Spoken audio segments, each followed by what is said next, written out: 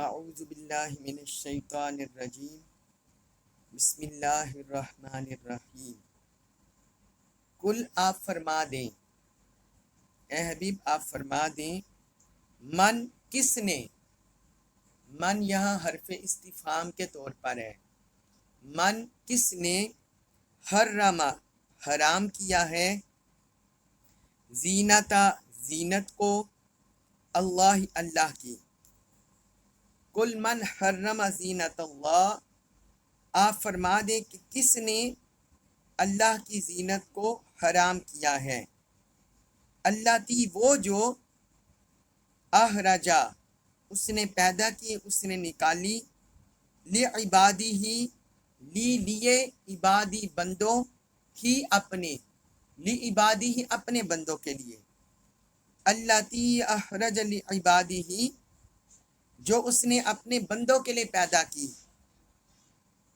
والطیباتی اور پاک ستھری چیزوں کو، من الرزق جو کھانے میں سے ہیں، اور کھانے کی پاک ستھری چیزوں کو، ان کو بھی کس نے حرام کیا ہے، قل آپ فرما دیں، ہیا یہ یعنی یہ سب نعمتیں، للذینا لیے الذینا ان لوگوں کے، آمنو جو ایمان لائے، فل میں الحیاتی زندگی، الدنیا دنیا کی، قل ہیا للذین آمنوا فی الحیات الدنیا، آپ فرما دیجئے یہ سب نعمتیں جو اہل ایمان کی دنیا کی زندگی میں ہیں، خالصتاً بالخصوص ہوں گی، یوم الدن القیامت قیامت کے، یوم خالصتاً یوم القیامہ قیامت کے دن بالخصوص انہی کے لیے ہوں گی، کذالکا اسی طرح، نفصلو ہم تفصیل سے بیان کرتے ہیں، الآیاتی آیات، لقوم ان لوگوں کے لیے، یعلمون جو جانتے ہیں، کذالکا نفصل الآیات لقوم یعلمون اسی طرح ہم جاننے والوں کے لیے آیات تفصیل سے بیان کرتے ہیں۔ پچھلی آیت مبارکہ میں اللہ تعالیٰ نے بنو آدم کا ذکر کر دیا، انہیں حکم دے دیا کہ عبادت کے وقت زینت اختیار کیا کرو، اور پھر اللہ تعالیٰ نے کھانے پینے میں اسراف سے ممانعت کر دی۔ اب اس آیت مبارکہ میں اللہ تعالیٰ نے منکرین کو مزید تنبیہ کی ہے، جو لوگ اللہ کی حلال کردہ چیزوں کو حرام کر دیتے ہیں اپنے تئیں، اپنی سوچ کے مطابق، اور یہ سمجھتے ہیں کہ یہ چیزیں حرام ہیں، تو ان کو اللہ تعالیٰ نے تنبیہ کیا، ان کو ڈرایا ہے، ان کو خبردار کیا ہے۔ تو فرمایا کہ کون بندہ ہے جو اللہ کی زینت کو، جس کو اس نے بندوں کے لیے پیدا کیا ہے، وہ اسے حرام کرتا ہے، کس بندے کے پاس یہ اتھارٹی ہے کہ اللہ کی حلال کردہ چیز کو حرام ٹھہرا دے؟ اور پھر ساتھ آگے فرمایا وَالطَّيِّبَاتِ مِنَ الرِّزْقِ، اور اس کی پاک ستھری کی ہوئی چیزوں کو، پاک ستھرے کیے ہوئے رزق کو جو حرام کر دے۔ فرمایا کون ایسا بندہ ہے؟ جس طرح میں پہلے بھی آپ کو بتا چکا ہوں کہ کسی بھی چیز کو حلال کرنا، کسی بھی چیز کو حرام کرنا، یہ اللہ اور اللہ کے رسول کے پاس اتھارٹی ہے، اللہ اور اللہ کے رسول نے اصول دیے ہیں، قرآن و سنت میں واضح طور پر بھی بیان کیا ہے اور اصول بھی عطا کیے ہیں۔ اس کے علاوہ کسی بندے کے پاس یہ اتھارٹی منصب نہیں ہے کہ وہ اللہ کی حلال کردہ چیزوں کو حرام کر دے یا اس کی حرام کردہ چیزوں کو حلال کر دے۔ تو یہاں بھی اللہ رب العزت نے اسی بات کو بیان فرمایا ہے۔ اب اس کا پس منظر یہ ہے، صحیح البخاری میں حدیث ہے، حضور نبی اکرم صلی اللہ علیہ وسلم نے فرمایا، کھاؤ اور پیو और लिबास पहनो और सदका करो। खाओ पियो, लिबास पहनो और सदका करो, मगर उसमें फजूल खर्ची और तकब्बुर ना करो। फजूल खर्ची और तकब्बुर के बगैर आपने खाने की भी इजाज़त दे दी, पहनने की भी इजाज़त दे दी, पीने की भी इजाज़त दे दी और सदका करने की भी इजाज़त दे दी, लेकिन उसमें फजूल खर्ची और तकब्बुर ना हो। फिर हज़रत अब्दुल्ला बिन अब्बास रज़ी अल्लाह अन्हुमा ने फरमाया कि तुम जो चाहो खाओ, तुम जो चाहो खाओ और जो चाहो पहनो, जब तक फजूल खर्ची या तकब्बुर ना हो। यानी कोई चीज भी खाने पीने में, पहनने में, वो जब तक उसमें फजूल खर्ची या तकब्बुर ना आए, अल्लाह के नज़दीक जायज़ है। वो अल्लाह के नज़दीक जायज़ है, उसकी इजाज़त है। ये सहीहुल बुखारी में हदीस है, जिल्द 1 सफ़ा 43।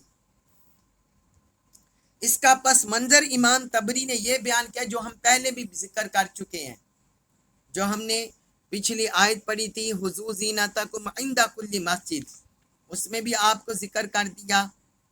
और आयत नंबर 28 में भी उसका जिक्र किया था कि ज़माने जाहिलियत में लोग बैतुल्लाह का बरहना तवाफ़ करते थे, बैतुल्लाह में माअज़ल्लाह बेलिबास हाजिरी देते थे, और फिर बाज़ पाक और हलाल चीज़ों को जिनको अल्लाह ने उनके लिए हलाल कर रखा था, वो अपने ऊपर पाबंदियां लगा लेते और अपने ऊपर हराम कर लेते, कहते ये हमने नहीं खानी, ये हम पर हराम है। तो अल्लाह ताला ने इसी बात का जिक्र किया, फरमाया किसके पास ये अथॉरिटी है कि वो जिन चीज़ों को अल्लाह ने बंदों के लिए पैदा किया वो उसे हराम कर दे, या जिन हलाल चीज़ों को, पाकीज़ा चीज़ों को, पाकीज़ा रिज़्क़ को अल्लाह ने बंदों के लिए निकाला है, पैदा किया, वो उसको हराम कर दे। फिर आगे अल्लाह ताला ने फरमाया, गौर से सुन लो, कुल हिया लिल्लज़ीना आमनु फिल हयातिद दुनिया, आप फरमा दें ए हबीब कि दुनिया की जिंदगी में ये अहले ईमान के लिए अमूमी तौर पर नेमतें हैं। पाकीज़ा रिज़्क़, खाने की चीज़ें, पीने की चीज़ें, मुख्तलिफ मशरूबात हैं,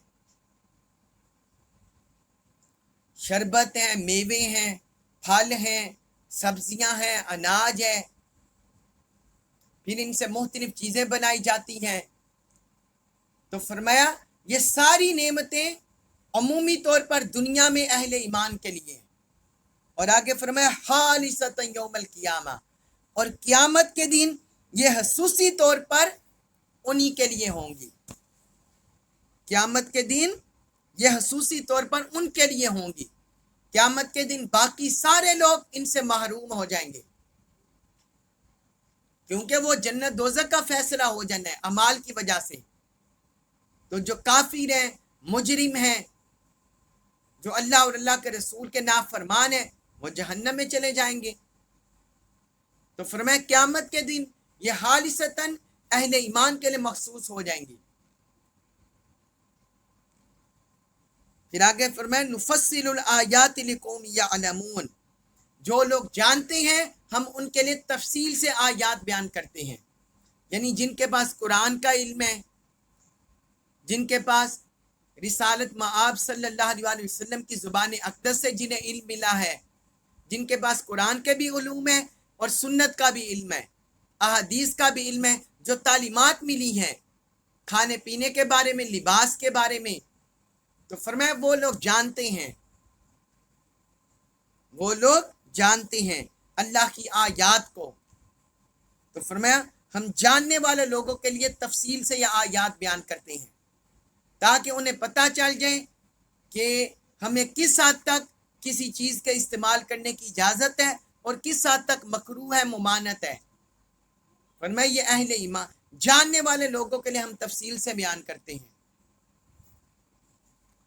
अब इसमें मैं कुछ आपको लिबास के मुतल्लिक कुछ शरई फ़िक़ही अहकाम और अहादीस मुबारक लिखवाना चाहता हूँ।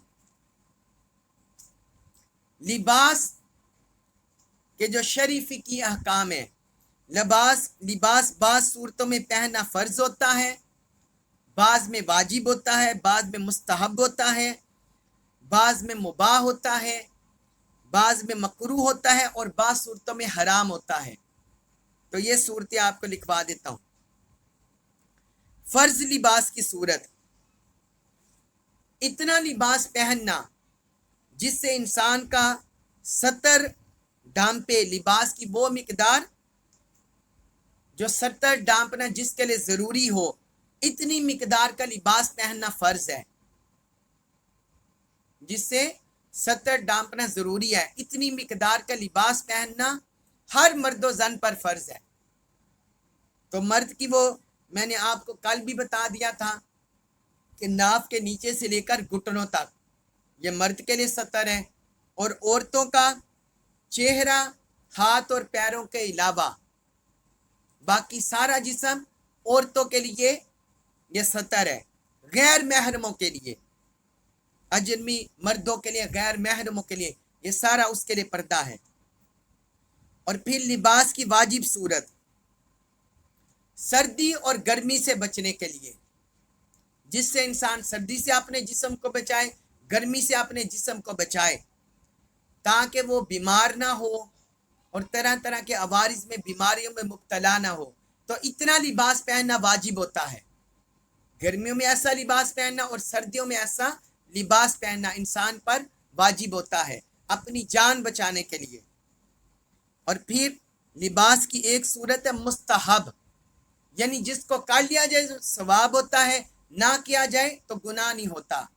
مستحب صورت وہ ہے اظہار زینت کے لیے، یعنی اپنے جسم کو خوشنما لباس پہننا، خوشنما خوبصورت لباس پہننا، جس سے وہ اپنے جسم کی خوبصورتی ظاہر کرے، اپنا حسن خوبصورتی ظاہر کرے، زیب و زینت ظاہر کرے۔ تو ایسا لباس پہننا مستحب ہے، ایسا لباس پہننا مستحب ہے۔ اسراف میں نہ ہو، اسراف منع ہے، فضول خرچی اور تکبر منع ہے۔ اس کے علاوہ جس سے زیب و زینت فقط مقصود ہو تو ایسا لباس پہننا مستحب ہے۔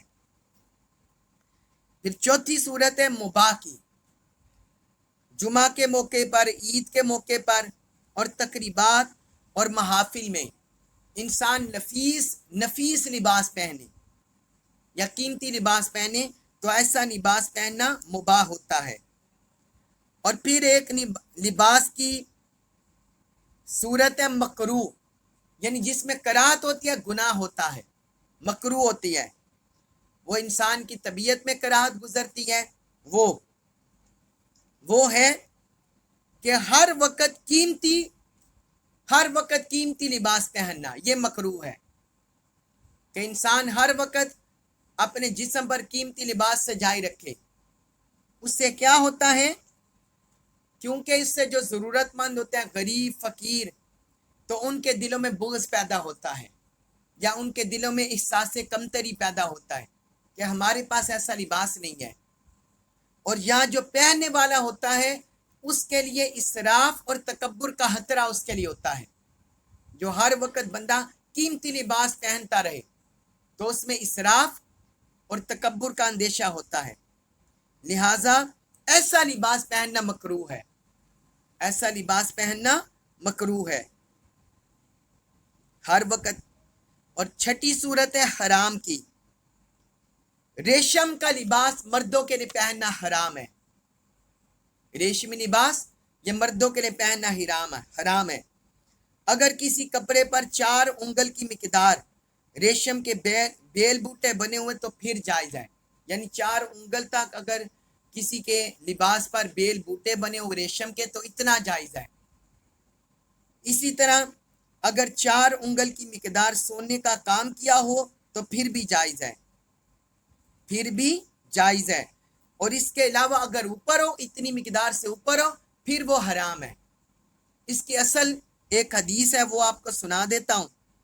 حضرت عمر بن خطاب رضی اللہ عنہ نے جابیہ ایک مقام تھا، جابیہ، تو وہاں روم کا ایک مقام تھا جابیہ، وہاں اپنے خطبہ دیتے ہوئے فرمایا حضور نبی اکرم صلی اللہ علیہ وسلم نے ریشم کے لباس سے منع فرمایا ہے، ریشم کے لباس سے منع فرمایا ہے، سوائے اس کے کہ 2 یا 3 یا 4 انگلیوں کی مقدار کے برابر ہو، یعنی 2 انگلیوں کے برابر یا 3 انگلیاں یا 4 انگلیوں. فرمایا اگر اتنی مقدار ہو تو پھر وہ استثناء ہے، اس کا جواز ہے. یہ صحیح مسلم حدیث ہے، حدیث نمبر 2069. اور پھر بعض ایسے لباس ہیں جن کو حضور نبی اکرم صلی اللہ علیہ وسلم نے پسند کیا اور ان کو زیب تن کیا، اپنے مبارک جسم پر پہنا. تو اس میں بھی میں آپ کو بعض حدیث مبارکہ لکھوا دیتا ہوں. حضرت ام سلمہ رضی اللہ عنہ بیان کرتی ہیں کہ نبی کریم صلی اللہ علیہ وسلم کو تمام کپڑوں میں سب سے زیادہ قمیض پسند تھی. قمیض آپ کو سب سے زیادہ پسند تھی. یہ سنن نبی داؤد میں حدیث ہے، حدیث نمبر 4025. اور حضرت عبداللہ بن عباس رضی اللہ عنہ بیان کرتے ہیں کہ نبی کریم صلی اللہ علیہ وسلم نے فرمایا جس شخص کو تہبند میسر نہ ہو وہ شلوار پہنے، یعنی جس کے پاس تہبند نہ ہو وہ شلوار پہن لے، اور جس شخص کو جوتے میسر نہ ہو وہ موزے پہن لے، یعنی جوتے پاس نہ ہو وہ چمڑے کے موزے پہن لے. یہ صحیح البخاری میں حدیث ہے، حدیث نمبر 5804. اور پھر ایک حدیث میں ہے، حضرت عبداللہ بن عمر رضی اللہ عنہ بیان کرتے ہیں کہ حضور نبی اکرم صلی اللہ علیہ وسلم سفید ٹوپی پہنتے تھے، سفید ٹوپی پہنتے تھے. یہ امام طبرانی نے المعجم الاوسط میں روایت کیا. اور بعض حدیث میں آتا ہے، صحابی رسول بیان کرتے ہیں میں نے حضور صلی اللہ علیہ وسلم کو منبر پر دیکھا، آپ نے سیاہ رنگ کا امامہ باندھا ہوا تھا، اپنے سر مبارک پر سیاہ رنگ کا امامہ، اور امامہ کی ایک طرف جو شملہ کو وہ 2 کناروں کے درمیان، کندھوں کے درمیان ڈالا ہوا تھا. یہ صحیح مسلم حدیث ہے، حدیث نمبر 1359. اور پھر ایک حدیث میں رسول اللہ صلی اللہ علیہ وسلم نے فرمایا تم سفید لباس پہنا کرو، تم سفید لباس پہنا کرو، وہ تمہارا بہترین لباس ہے، اور اسی میں اپنے مردوں کو کفن دیا کرو، اپنے مردوں کو کفن دیا کرو. اور بہترین سرما اسمید ہے، فرمایا جو سرما بہترین ہے وہ اسمید ہے، جو نظر تیز کرتا ہے اور بال اگاتا ہے. یہ جو بومے ہوتے ہیں فرمایا یہ اگاتا ہے اور نظر تیز کرتا ہے. یہ سنن نبی داؤد میں حدیث ہے، حدیث نمبر 4061. اور پھر حضرت برا رضی اللہ عنہ بیان کرتے ہیں کہ حضور صلی اللہ علیہ وسلم درمیانے قد کے تھے، آپ کا قد مبارک درمیانہ تھا. تو میں نے آپ کو سرخ حلہ میں دیکھا، 2 چادریں تھی آپ نے زیب تن کی ہوئی تھی، ایک تہبند کے طور پر پہنی ہوئی تھی اور ایک اپنے جسم اقدس پر. تو فرمایا میں نے آپ کو سرخ حلہ میں، سرخ لباس میں دیکھا، تو میں نے آپ سے زیادہ حسین کوئی نہیں دیکھا، آپ سے زیادہ خوبصورت حسین فرمایا میں نے کوئی نہیں دیکھا. یہ صحیح البخاری میں حدیث ہے، حدیث نمبر 5842، 5842. اور پھر ایک حدیث میں حضرت عبداللہ بن مسعود رضی اللہ عنہ بیان کرتے ہیں، یہ بڑی اہم حدیث ہے. حضور نبی اکرم صلی اللہ علیہ وسلم نے فرمایا جس شخص کے دل میں ایک ذرہ برابر بھی تکبر ہو وہ جنت میں داخل نہیں ہوگا، ذرہ برابر بھی. فرمایا اگر تکبر ہوا وہ جنت میں داخل نہیں ہوگا. ایک شخص نے کہا یا رسول اللہ، ایک شخص نے عرض کیا کہ ایک آدمی یہ چاہتا ہے اس کے کپڑے اچھے ہوں، اس کے جوتے اچھے ہوں، یعنی اس کے پوچھنے کا مقصد یہ تھا کہ ایسے شخص کے دل میں بھی تکبر ہوگا؟ تو آپ صلی اللہ علیہ وسلم نے فرمایا اللہ جمیل ہے، اللہ جمیل ہے، خوبصورت ہے اور جمال سے محبت کرتا ہے. اللہ جمیل ہے، خوبصورت ہے اور خوبصورتی سے، جمال سے محبت کرتا ہے. پھر آگے فرمایا تکبر یہ ہے کہ کوئی بندہ حق کا انکار کرے، اللہ تعالیٰ کا انکار کر دے، یا اور لوگوں کو حقیر جانے، لوگوں کو حقیر سمجھنا، ان کو ذلت امیز نگاہوں سے دیکھنا، और हक को जुटलाना, फरमाया तकब्बुर ये है। यह सही मुस्लिम में हदीस है, हदीस नंबर 91। फिर एक और बड़ी इम्पोर्टेंट हदीस है, हजरत जाबिर बिन अब्दुल्ला रज़ियल्लाहु अन्हुमा बयान करते हैं कि हम रसूलुल्लाह सल्लल्लाहु अलैहि वसल्लम की खिदमत में आए। आपने एक शख्स को देखा जिसके बाल गुबार आलूद और बिखरे हुए थे। आपने फरमाया, क्या इसको कोई ऐसी चीज नहीं मिलती जिसके साथ ये अपने बालों को संवार सके? और एक और शख्स को देखा जो मैले कपड़े पहना हुआ था।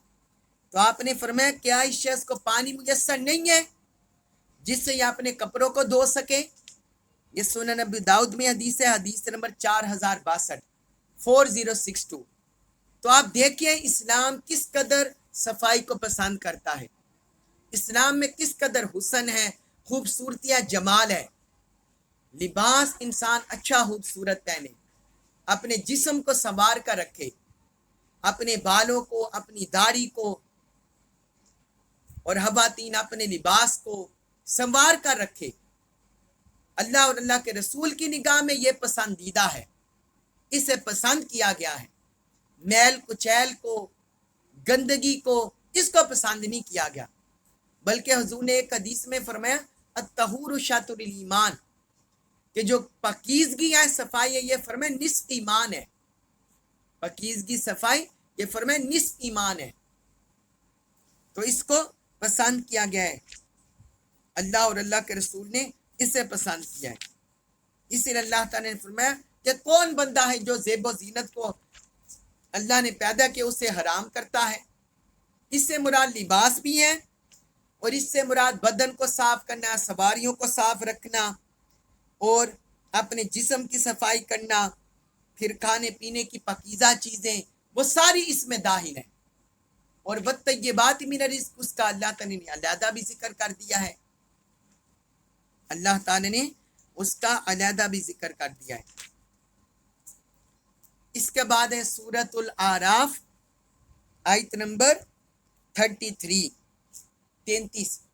उसमें अल्लाह ताला ने फरमाया, कुल आप फरमा दे, इन्नमा, बेशक सिर्फ, हर्रमा, हराम किया है, रब्बिया, मेरे रब ने, अल-फवाहिशा, बेहयाई की बातों को, बेहयाई की बातों को, बेहयाई के कामों को, माँ, जो, ज़ाहरा, ज़ाहिर हो, मिन्हा, उनमें से, फरमाया जो उनमें से ज़ाहिर हो, वमा, और जो बाताना, पोशीदा हो, चाहे वो बेहयाई के काम ज़ाहिर हो या पोशीदा हो, और पोशीदा हो, फरमाया उनको मेरे रब ने हराम किया है।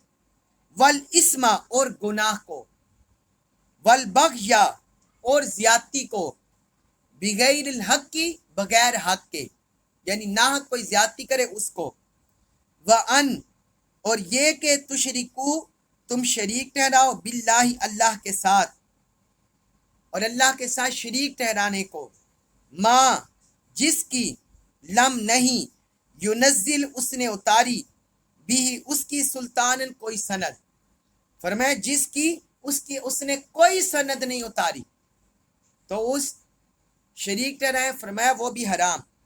व अन, और ये के, तकूलु, तुम कहो, अला, ऊपर, अल्लाह, अल्लाह के, और ये कि तुम अल्लाह की ज़ात पर ऐसी बातें कहो, मा, जो, ला, नहीं, तालमुन, तुम जानते, जो तुम खुद भी नहीं जानते, तो वो तुम अल्लाह की तरफ मंसूब कर दो, झूठ मंसूब कर दो। तो फरमाया इन सब को अल्लाह ने हराम किया है।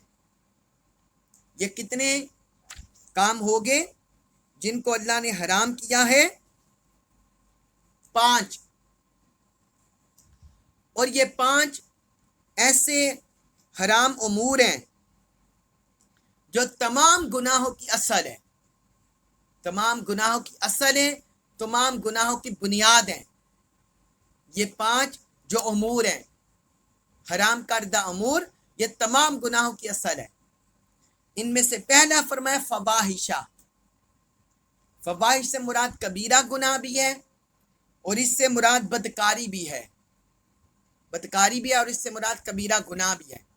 तो अल्लाह ताला ने फरमाया चाहे वो जाहिर हो या बातिन हो, چاہے وہ علانیہ کی جائے، علانیہ گناہ کیا جائے، یا علانیہ بدکاری کی جائے، بدفعلی کی جائے، یا چھپ کر کیا جائے، تو فرمایا وہ حرام ہے۔ جس طرح وہ اجرت سے لوگ معاذ اللہ حرام کام کرتے ہیں، پیسہ دے کر حرام کام کرتے ہیں، یا جس طرح یہ مغربی ممالک میں، مغربی ثقافت میں وہ نائٹ کلبیں بنی ہوئی ہیں، نائٹ کلبز جہاں اس طرح کے حرام کاریاں ہوتی ہیں، تو اللہ پاک نے فرمایا یہ سارے حرام ہیں۔ اور اس طرح چاہے کوئی پوشیدہ کرے، لوگوں سے چھپ کر کرے، تب بھی یہ حرام ہے۔ کبیرہ گناہ اور بدکاری ظاہر و باطن، چھپ کر اور علانیہ، اللہ تعالیٰ نے فرمایا یہ سارے حرام ہیں۔ یہ پہلا حکم۔ اور دوسرا فرمایا والاسم، اور گناہ، اس سے مراد ہے مطلق گناہ مراد ہے، چاہے وہ چھوٹا گناہ ہو چاہے وہ بڑا گناہ ہو۔ اللہ تعالیٰ نے فرمایا ہر طرح کا گناہ تم پر حرام ہے۔ اور بعض مفسرین نے کہا کہ اس سے مراد شراب نوشی اور جوا کھیلنا بھی ہے، جس طرح اللہ تعالیٰ نے سورۃ البقرہ آیت نمبر 219 میں ذکر کیا ہے، یسألونک عن الخمر والمیسر قل فیہما اسم کبیر۔ اے حبیب، یہ لوگ آپ سے شراب اور جوے کے بارے میں پوچھتے ہیں، تو آپ ان سے فرما دیں کہ ان دونوں میں بڑا گناہ ہے۔ تو بہرحال اسم سے مراد ہے مطلقاً گناہ، چاہے وہ چھوٹا گناہ ہو یا بڑا گناہ ہو، اللہ پاک نے منع فرما دیا۔ اور شراب پینا، جوا کھیلنا، گالی گلوچ کرنا، تہمت لگانا، یہ ساری چیزیں گناہ میں آ جاتی ہیں، تو اللہ تعالیٰ نے فرمایا یہ بھی تم پر حرام ہے۔ اور تیسرا فرمایا والبغی بغیر الحق، نہ حق کسی پر زیادتی کرنا، نہ حق زیادتی کرنا، کسی کا مال چھین لینا، کسی کا مال غصب کرنا، یتیموں کا مال چھین لینا، اپنے سے جو کم تر ہو، غریب ہو، فقیر ہو، محتاج ہو، جس طرح مالدار لوگ ان کی پراپرٹیاں ہڑپ کر جاتے ہیں، ان کی زمینیں جائیداد ہڑپ کر جاتے ہیں ظالم لوگ، تو ناحق زیادتی کرنا، یا کسی کو ناحق قتل کر دینا، کسی نے کسی کا لین دین ہو، کوئی تجارتی معاملہ، کوئی لین دین ہو، پیسوں کا لین دین ہو، پراپرٹی کا لین دین ہو، یا کوئی اور وجہ بن جائے تو ناحق قتل کر دینا، تو فرمایا ناحق زیادتی کرنا یہ بھی حرام ہے۔ اور پھر چوتھا بیان فرمایا وَأَن تُشْرِكُوا بِاللَّهِ مَا لَمْ يُنَزِّلْ بِهِ سُلْطَانًا، اور یہ کہ تم اللہ کے ساتھ کسی کو شریک ٹھہراؤ جس کی اس نے کوئی سند نہیں اتاری، اللہ کی ذات میں، اس کی صفات میں، اللہ کی قدرت میں، اس کی سلطنت میں، اس کے تصرفات میں، کوئی اللہ کی ذات میں، اس کے صفات میں، اس کے فعال میں کسی کو شریک ٹھہرا لے، اس کی خالقیت میں، اس کی رازقیت میں، رزق دینے میں، تخلیق کرنے میں، زمین آسمانوں کو بنانے میں، انسانوں کو بنانے میں، بارش نازل کرنے میں، تو اللہ کی ذات اور صفات میں کسی کو شریک ٹھہرا لینا، تو یہ فرمایا یہ بھی حرام کر دیا۔ اور پانچواں فرمایا وَأَن تَقُولُوا عَلَى اللَّهِ مَا لَا تَعْلَمُونَ، اور تم اللہ کے متعلق، اللہ کے بارے میں بغیر علم کے بات کرو، اللہ کے بارے میں بغیر علم کے بات کرو، یعنی اس سے مراد ہے کہ کوئی بندہ اللہ کے بارے میں بغیر علم کے کوئی عقیدہ نظریہ بنا لے، جس طرح اللہ کا منصب اپنے پاس رکھ لے، اور جس چیز کو اللہ نے حرام کیا اسے حلال کر دے، یا جس کو حلال کیا اس کو حرام کر دے، یا جس طرح مشرکین کرتے تھے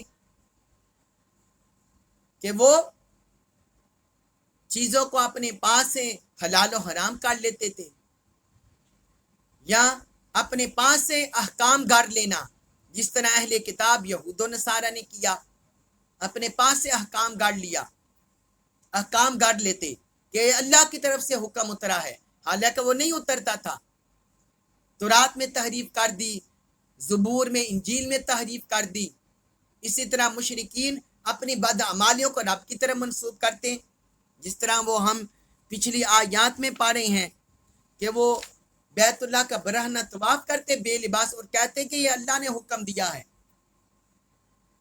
तो ये फरमाया कि अल्लाह की तरफ ऐसी बात को मंसूब करना जो नहीं जानते, तुम नहीं जानते, झूठा नजरिया, झूठा अकीदा रब के बारे में बना लेना। तो ये 5 तरह के गुनाह है, 5 तरह के मुहर्रमात हैं जो तमाम गुनाहों की असल है। रब ने फरमाया कुल इन्नमा हर्रम रब्बी अल फवाहिशा, कुल इन्नमा हर्रम रब्बिया, कि मेरे, आप फरमा दे हबीब कि मेरे रब ने इनको हराम कर दिया है। ये अल्लाह ताला ने अपने हबीब के तवस्सुस से इन 5 मुहर्रमात को बयान किया ताकि पता चल जाए कि अगर इस ज़िमन में हजूर की अहादीस में कोई हराम चीज मिलेगी, आका सल्लल्लाहु अलैहि वसल्लम ने किसी चीज को हराम किया होगा, तो वो भी दरअसल अल्लाह के हुक्म में ही दाखिल होगी, वो अल्लाह के हुक्म में ही दाखिल होगी। जिस तरह मैं सूरतुल माइदा के लेक्चर्स में आपको वो जानवरों के मुतल्लिक और खूनहार परिंदों के मुतल्लिक, उन सब के मुतल्लिक मैंने तफसील से लिखवाया कि हजूर ने इनको हराम करार दिया। तो ये दरअसल अल्लाह के अहकाम की तोज़ी होती है और अल्लाह ताला ने अपने हबीब को जो तशरीह मकाम दिया उसका बयान होता है, उसका हिल्लत और हुर्मत का जो हुजूर सल्लल्लाहु अलैहि वसल्लम को इख्तियार मिला वो बयान होता है। इसके बाद है सूरतुल आराफ आयत नंबर 34, उसमें फरमाया वाली कुल्ली, और हर एक के लिए, उम्मतिन गरोह, वाली कुल्ली उम्मतिन, और हर गरोह के लिए, अजलुन एक मियाद है, एक मियाद मुकर्रर है।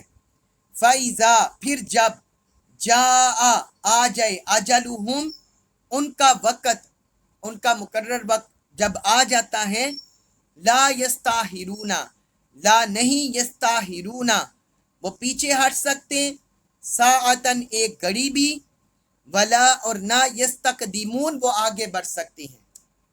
ला यस्ताहिरूना साअतन वला यस्तकदिमून, तो वो एक घड़ी भी पीछे नहीं हट सकते और ना आगे बढ़ सकते हैं। अब इस आयत मुबारका में अल्लाह रब्बुल इज़्ज़त ने बयान फरमा दिया कि जिंदगी का एक वक़्त मुतय्यन है, ला मुहाला, जिंदगी को मौत आनी है। तो इसी तरह अल्लाह ताला ने अक़वाम को, कौमों को, उम्मतों को खबरदार कर दिया कि तुम शैतान के बहकावे से, नफ्स के बहकावे से, दुनिया के फितनों से कहीं रब से गाफिल ना हो जाना, कहीं अल्लाह के अहकाम को अपने ऊपर नाफिज करने से गाफिल ना हो जाना, कहीं अल्लाह की ताआत, उसकी बंदगी और उसके अहकाम के निफाज से गाफिल ना हो जाना। वली कुल्ली उम्मतिन अजल, हर उम्मत के लिए, हर ग्रोह के लिए एक वक़्त मुकर्रर है, वो बस वक़्त मुकर्रर है। फैज़ा जा अजलुहुम ला यस्ताहिरूना साअतन वला यस्तक़दिमून, तो जब वो मुकर्रर वक़्त आ जाता है, मुकर्रर मियाद आ जाती है, तो फिर एक घड़ी ना पीछे हट सकते ना आगे बढ़ सकते हैं।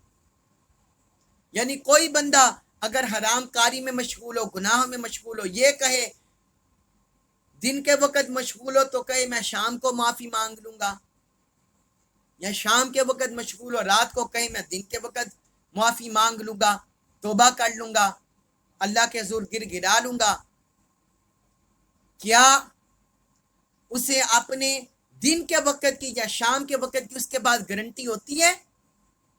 किसी के पास एक लम्हे की भी गारंटी नहीं है कि कब किसी का वक़्त, मुकर्रर वक़्त आ जाए और वह दुनिया से कूच कर जाए।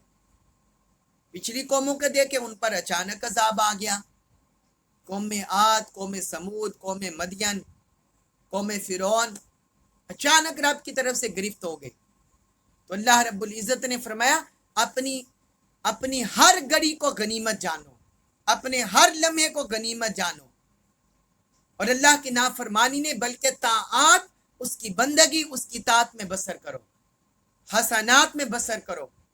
اللہ اور اللہ کے رسول کی محبت اطاعت میں بسر کرو، اسی میں خیر ہے، تاکہ جب کسی کا آخری وقت آئے تو وہ نیکیاں کرتا ہوا جائے، گناہ کرتا ہوا نہ جائے، گناہ کرتا ہوا نہ جائے۔ اللہ رب العزت ہماری گناہوں سے حفاظت فرمائے، ہمیں اپنی پناہ عطا فرمائے، ہمیں اپنی کامل بندگی، اپنے حبیب کی کامل اطاعت نصیب فرمائے، قرآن مجید کا کامل فہم نصیب فرمائے، اور ہمیں اس پر عمل پیرا ہونے کی توفیق عطا فرمائے۔ وما علیہ الا البلاغ